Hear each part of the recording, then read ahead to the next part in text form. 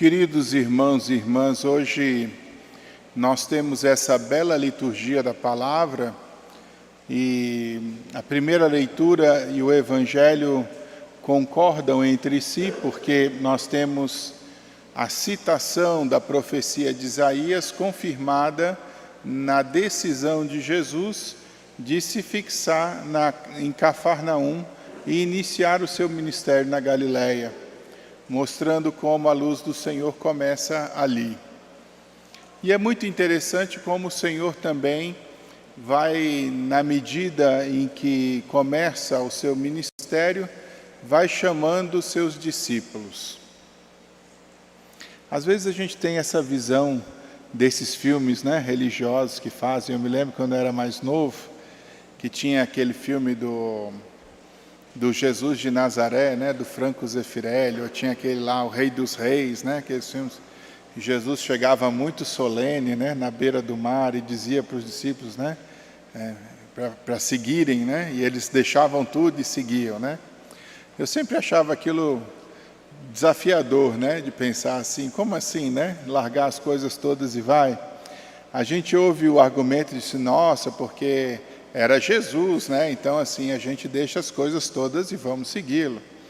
Mas a coisa não funciona bem assim, O processo dos discípulos com Jesus é um processo muito mais profundo. Quando a gente começa a conhecer os evangelhos, a gente vai entender. André era discípulo de João Batista, já tinha andado um pouco com João, já tinha ouvido a história de que tinha que chegar o Messias. É a ele que João Batista aponta para ir atrás, Ele é que pergunta para o mestre onde que ele mora, e aí Jesus diz, vem ver, E assim, há uma experiência, há um conhecimento.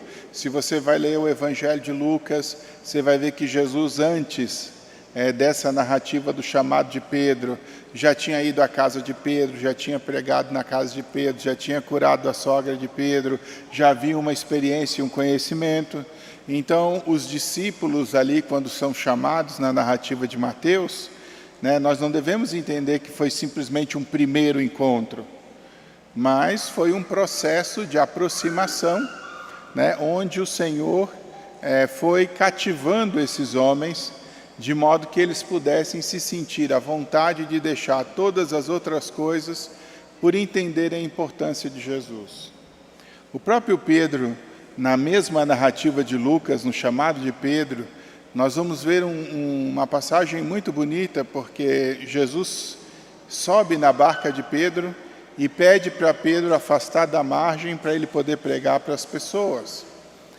E para mim isso é bastante significativo, porque Jesus dá a Pedro uma coisa diferente das outras pessoas todas, de escutá-lo do lado dele, mas tendo a mesma visão que Jesus tinha. Então Pedro não estava no meio do povo, mas Pedro foi colocado do lado de Jesus.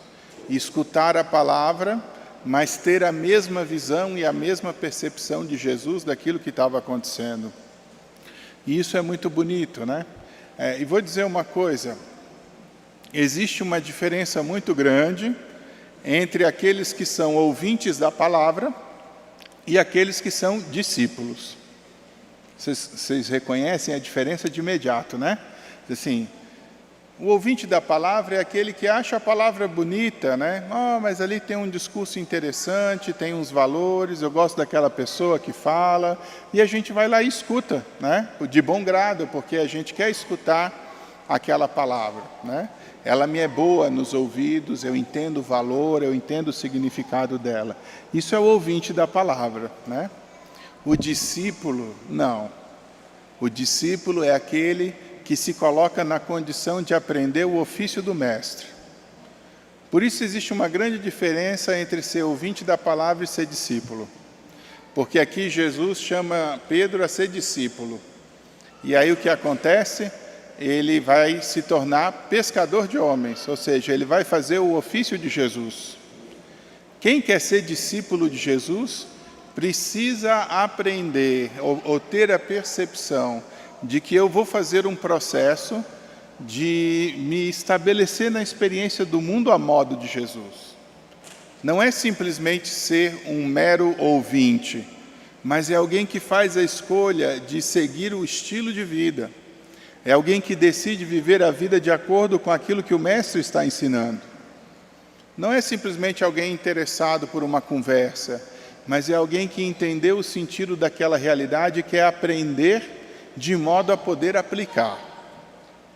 Por isso existe uma diferença muito grande entre o ouvinte e o discípulo. O que nos coloca a pergunta imediata, né? Nós somos ouvintes da palavra ou nós somos discípulos de Jesus? Né? Se somos ouvintes da palavra, simplesmente viemos aqui todos os domingos para escutar um discurso que nos interessa e nos agrada. Se somos discípulos, significa que nós viemos aqui para escutar uma realidade que diz respeito à minha vida e que eu preciso aplicar. Numa outra passagem no Evangelho de Lucas, no capítulo 6, Jesus diz que nenhum discípulo vai ser maior do que o seu mestre, mas todo discípulo bem formado vai ser como o mestre. Se nós olharmos a vida dos apóstolos, é isso, né? Uma vida segundo o mestre, uma vida segundo Jesus. E todos eles, né, que estiveram perto de Jesus, à exceção de Judas, o traidor, viveram uma vida digna da experiência que aprenderam. Nós precisamos sentir esse apelo dentro de nós, precisamos sentir essa necessidade, né? Quer dizer, precisamos sentir no nosso coração esse desejo de corresponder ao Senhor na vida da graça. E aqui é onde acho que, se a nossa vida é para ser uma vida cristã, precisamos nos sentir desafiados da necessidade desse aprendizado do Evangelho, para ser aplicado na experiência da nossa vida. Será que, né, Jesus já é um critério na nossa cabeça para as nossas decisões?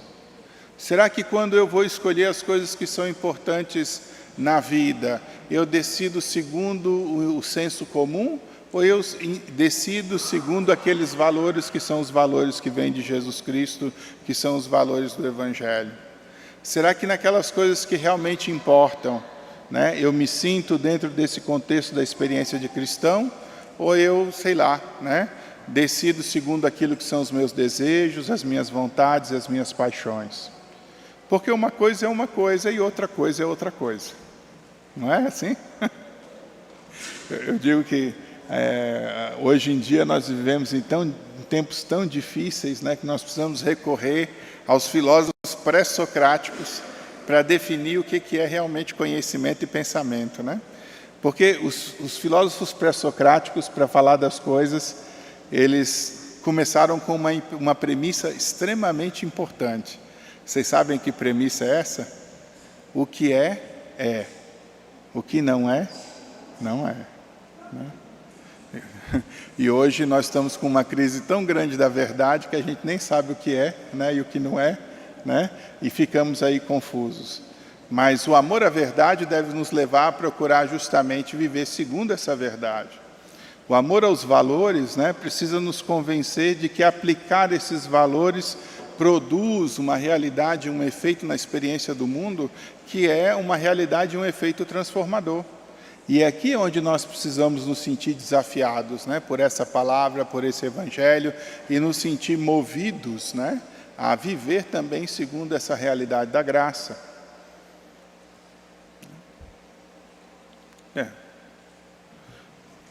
O que é que nós viemos fazer hoje aqui, né? Escutar algumas boas palavras ou aprender dessas palavras como se deve viver a vida? Essa é a diferença entre o ouvinte e o discípulo.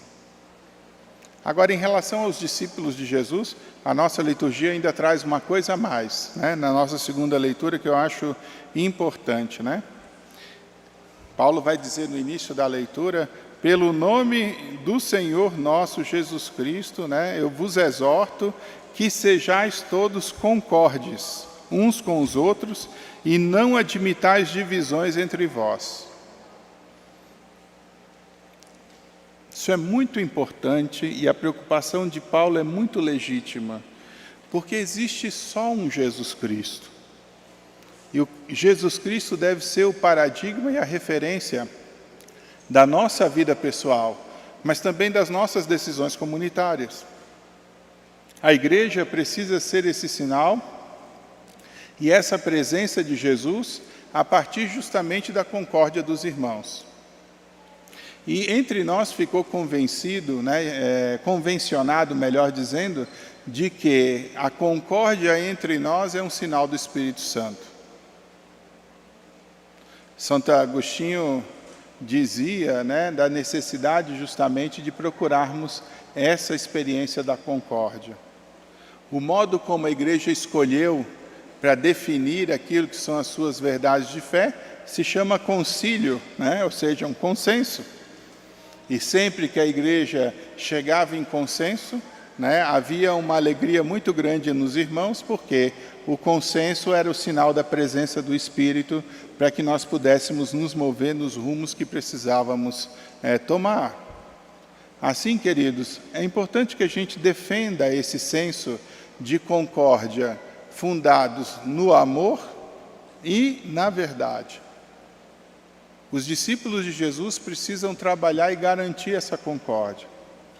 Nós experimentamos na história do mundo várias ocasiões em que a discórdia nos fez justamente gerar esse grande contra-testemunho, Primeiro lá em 1054, quando a igreja do Oriente se separou da igreja do Ocidente, E hoje nós temos lá os chamados ortodoxos e temos os chamados católicos.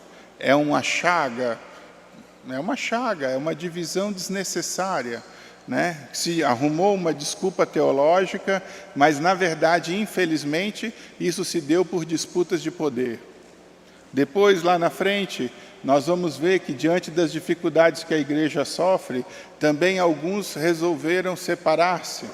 E aí temos luteranos, anglicanos e todos os outros que vocês quiserem citar na sequência, que também revelam essa chaga da divisão e da discórdia, porque muitas vezes acontece isso, em vez de nós querermos resolver os nossos problemas como irmãos, vivendo na experiência da nossa comunidade, nós nos achamos a última Coca-Cola do deserto, a resposta de todas as questões, os oráculos sábios, e mais sábios do que todos os outros, e vamos rompendo com os outros e dividindo as experiências, porque a minha verdade não bate com a sua verdade. E Paulo já está falando desse problema lá no início. Tem uns dizendo que são de Apolo, outros dizendo que são de Paulo, outros dizendo que são de Pedro, outros dizendo que são de Cristo. E a divisão é uma expressão da falta de caridade e da nossa dificuldade de sabermos de fato, como irmãos, chegarmos àquilo que é o senso comum.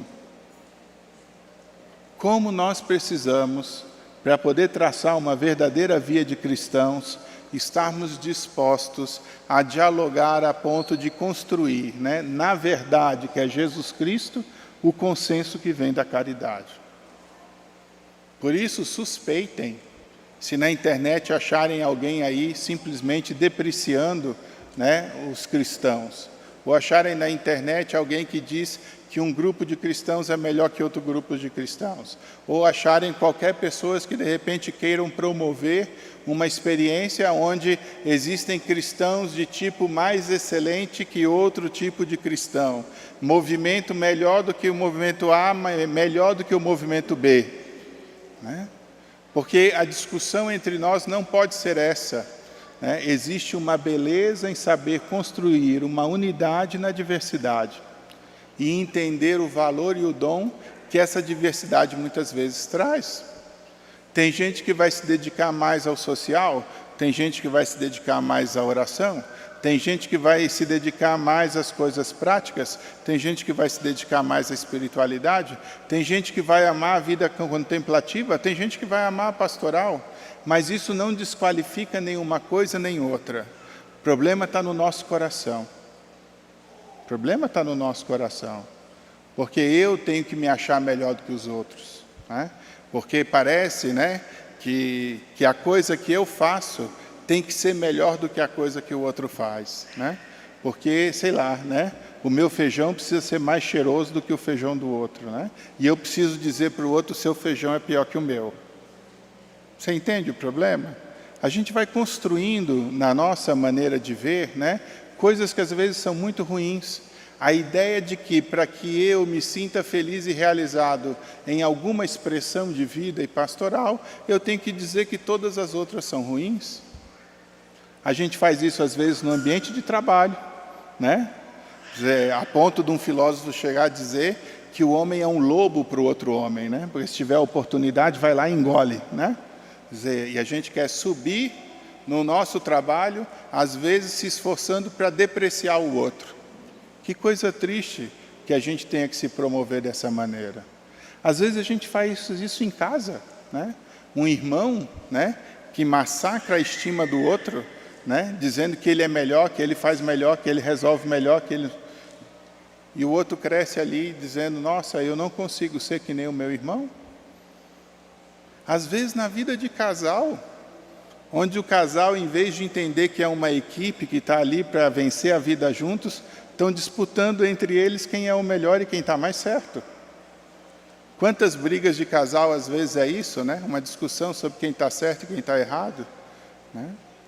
Não entenderam nada, né? Porque na vida de casal não importa mais o eu, o ele ou ela, né? O que importa e o que é mais importante é o nós. E quando a gente tem que se perguntar sobre a vida, a gente tem que se perguntar o que é melhor para nós. Esse é o sentido da vida de casal, né? Uma vida de comunhão, onde a gente divide as coisas. E na nossa vida de comunidade de paróquia também precisa ser assim. Por isso Paulo, quando abre esse discurso sobre a concórdia entre os cristãos, ele está nos lembrando dois princípios extremamente importantes que nós não devemos esquecer. A verdade, e a verdade está na referência fundamental para todos nós, que é Cristo Jesus, e a caridade, que está em, fundados nessa verdade, construir um caminho juntos. Por isso, nem sempre nós vamos conseguir o melhor ajuste na vida. Nem sempre nós vamos conseguir fazer as coisas da maneira como a gente quer fazer. Às vezes nós vamos precisar chegar naquele consenso possível, e naquele consenso possível se alegrar, até que a gente consiga construir um caminho em que todo mundo esteja em acordo mais profundo e mais concreto em relação àqueles valores que nós queremos sustentar. Então hoje, a liturgia nos dá uma dupla proposta. Que dupla proposta é essa? Primeiro, tornar-se de verdade discípulo e não mero ouvinte, né? E aqui está o grande desafio do seguimento de Jesus.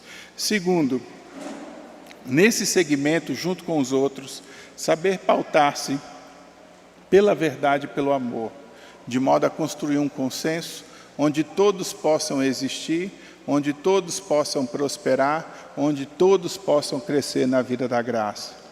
Se nós conseguirmos orientar a nossa vida dessa maneira, com certeza vamos ajudar a construir esse reinado, né, que Jesus quer. E vou dizer, o que é que precisa então, querido irmão, querida irmã? Precisa conversão. A palavra hoje da segunda leitura vai dizer isso, né? Convertei-vos, né? Convertei-vos. E a palavra conversão é forte, por quê? Jesus vai dizer no Evangelho, eu acho, né? Convertei-vos e crede no Evangelho, né? Dizer, o reino de Deus, convertei-vos porque o reino dos céus está próximo. O que é a conversão? A palavra grega é bonita, né? A palavra grega é metanoia, meta, mudança, nos pensamento. O que é a conversão? Porque a conversão ela é uma mudança de mentalidade. É dizer, eu pensava de um jeito, né? Agora por causa de Jesus Cristo eu mudei o meu jeito de pensar. E eu quero construir nessa direção. Se nós conseguirmos sustentar um entendimento comum de conversão a partir de Jesus Cristo, estamos nessa construção do reino dos céus. Se nós estivermos alimentando divisão, contenda, depreciação dos outros, bom, o que isso nos faz diferente de todas as outras pessoas que estão aí fora? Então saibamos, né, amar a verdade, saibamos amar o bem e procuremos construir a concórdia. Louvado seja nosso Senhor Jesus Cristo. Creio em Deus Pai Todo-Poderoso,